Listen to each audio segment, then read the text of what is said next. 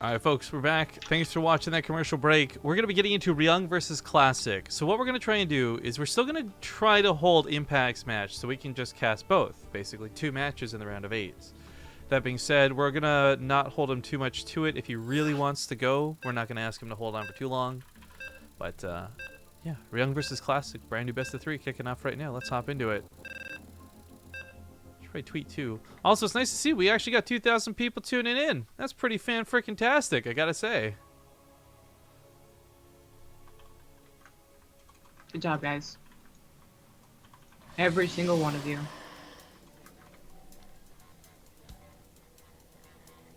Right, here we are. That's a lazy Daybreak. tweet. Yeah, here we are. It's Daybreak. Here for the Make Korea Great Again tournament. Make Korea great again. In the top right side, we've got the blue Protoss. It's Classic. In the bottom left, there's the red Terran. He is Ryung.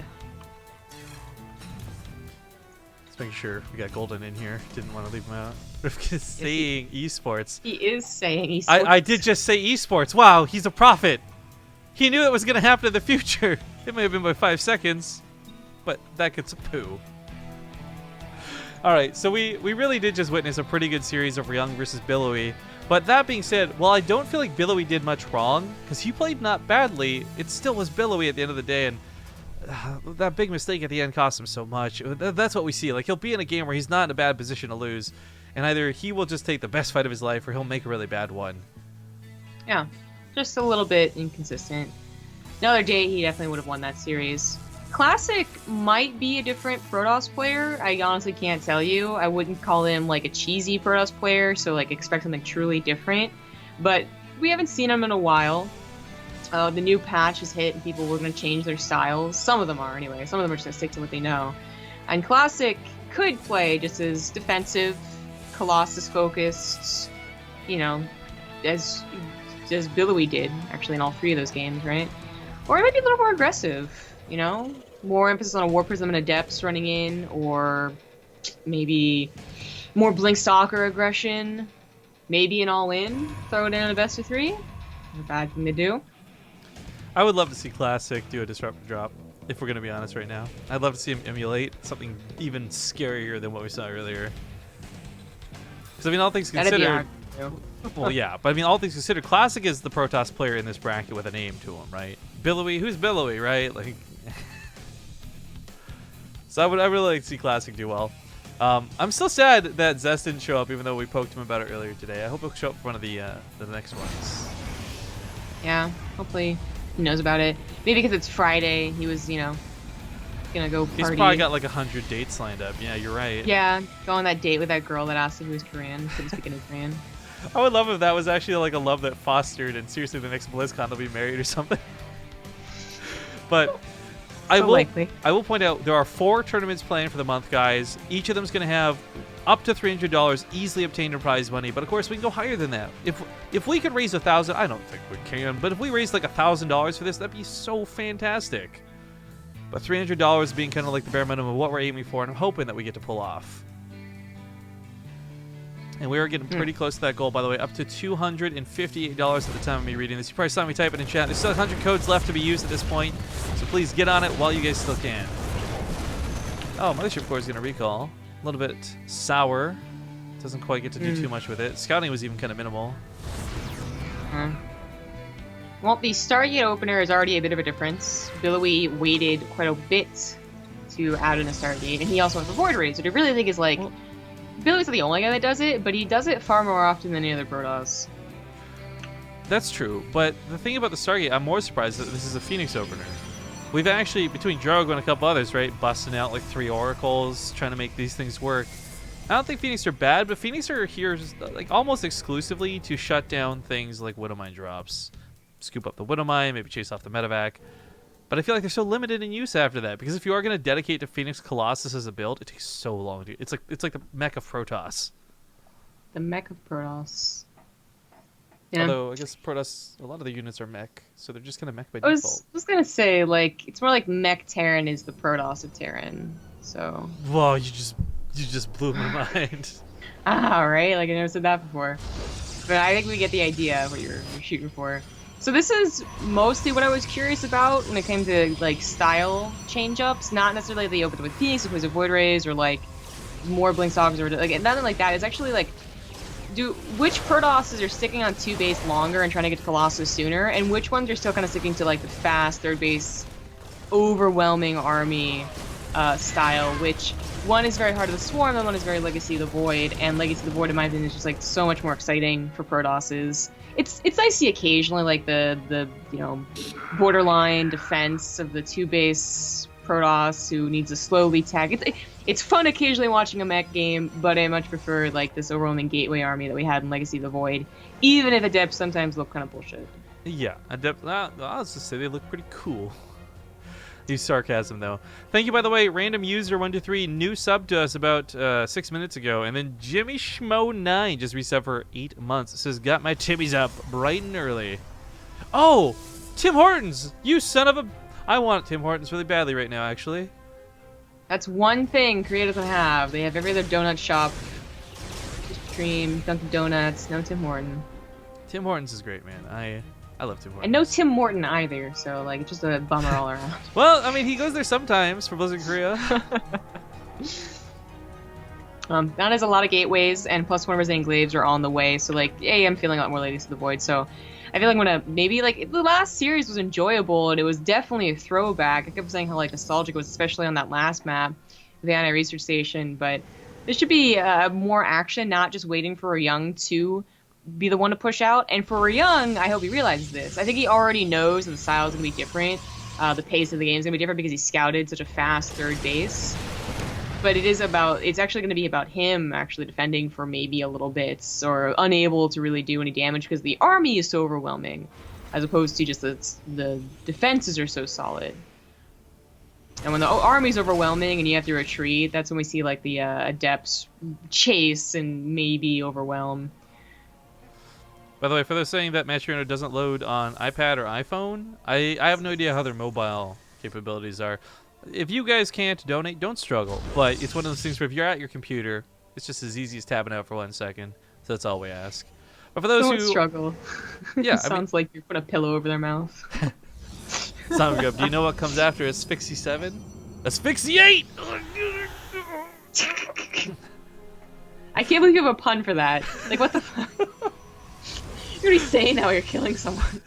In fairness, if anyone knows where that reference is from, you are a horrible human being, but also probably my new show best friend. Phoenix's police on the top side of the map almost ran into some empty what? Empty medevacs height? Reason. It's like mind games if you were to scout them. Like, oh, don't chase these medevacs. They're full of very important units. Classic has such a huge Adept army. He's up 20 army supply, and he's got the upgrades he needs. Yeah. But so they're not all Ryung, right here, so a little bit awkward to that start of a fight. That's true. I hope Ryung realizes what's happening, though. Like, he saw the amount of Adepts with his Onaga, and basically this means he needs to get Widow Mines and Liberators, which he started to produce, but doesn't have too many of. So that's gonna do him a lot better than just trying to depend on mass bio. Because we're not Classics outproducing him right now. Nine Adepts at a time. That was an insane warper that just came from the bottom. He might just sandwich him in, or he might just go for the natural. Either way, the fight at the third's not where the real fight's going to be. It's all these Adepts over here. Ryung splits his army to try and stop this. I'm not sure if it'll work, though. Liberators are doing not too bad. The Phoenix are not involved with the fight, and Classic may have had awesome production, but he doesn't get the kills. 13 workers is not worth it. I actually think that was not the way to play that. You know, I'm so much better than Classic, right? I think him coming from behind and sandwiching the army may have been the best way to take a fight. Yeah. I think if he dedicates to one location, ideally location where Liberators aren't already pre-sieged, but maybe even still, he has a better chance. But splitting up like that, it was just the worst split possible, which is also the big problem. You know, like he split the lesser amount of units to where the more bio was, and then the more units couldn't deal with the Liberators because they can't shoot up. So, that was weird. But here we go. Here's the entire army, but now there's Widow Mines. Yeah, and it's all clumped up, so the Adepts take a big, nasty hit. But the Phoenix clean up the Liberators. I'm not sure how this would go, to be honest. It's a little bit too close to call, but Classic's making it work. I think... I don't know if Classic... Like, okay, well, so that's why this is going to work right there. Yeah. That is pretty huge, and he did kill 17 workers. It's yeah, 10 maybe because of the Warp gateways. Prism, maybe Ryung holds and then some, but... Oh, that Widowmine scumbag hit. I don't think you can deal with 10 gateways worth of production, because Classic's on 3 bases. He can afford 10 gateways worth of production, right? Like, this isn't him reaching beyond his limits. As we see, he warps in 9 stalkers casually. No big deal. Okay. GG. GG. Classic takes a very dominant game number 1. Yes, he does. But Ryung, this might just be about him changing his mentality, being like, oh, I faced such a different Protoss last series. By the way, you guys rocked and rolled during that game. We had Dog Dozer donate $6 to the prize. Well, said I was so ready to stop procrastinating and start doing my college essay. Guess I'll have to help save esports instead. We had, as far as it goes, donate $17 of his hard-earned cash as well to the prize pool, and then just countless people adding in that coupon code. So we're up to $301 raised for the prize pool, officially more than what we had set out to do. But that being said, we still have coupon codes remaining, so make sure to use them up while you can, guys. What is the second map? Let's hop into this. He chose Van Nuys Research Station again. Interesting. Well, I mean, it didn't go so badly for him last time. My thoughts are this. After watching that last game, maybe for Ryung, it's almost like bait. Like, he wants the Protoss army to be on the right side of the map and reaching rather than consolidated in the middle. I mean, it was so glaringly bad watching Billowy make that move. Maybe that's something that happens more often than not on this map. Wasn't Golden casting with us? He was, but he may have swapped to go to Innovation Series? Invite him and see if he accepts. Yeah. That being said, it looks like Keen advanced to go play against Impact. Again, I don't know if they'll be waiting on us, guys. I hope they'll hold their series, but if they don't, not the end of the world, because we're getting close to the semifinals. And we do have full intentions to cast both semifinals and the grand finals, so at the very minimum, there's 2 best-of-3s and a best-of-5 still waiting for us. It is correct. Of course, on top of this, just reminding everybody about that prize pool. Sure, we're really pushing you guys to help us raise the money, and we want to make it great, and all of that.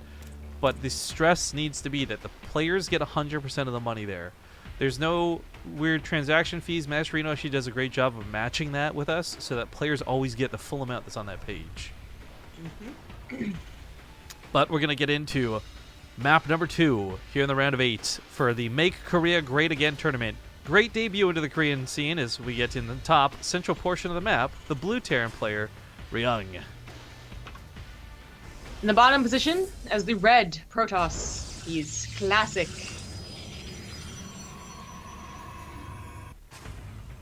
So I wish Ryung's English was better, or I wish I knew Korean, so I could pick his brain and ask him seriously why Van, because it's not just once, but twice in a row he goes for this as his loser's pick choice.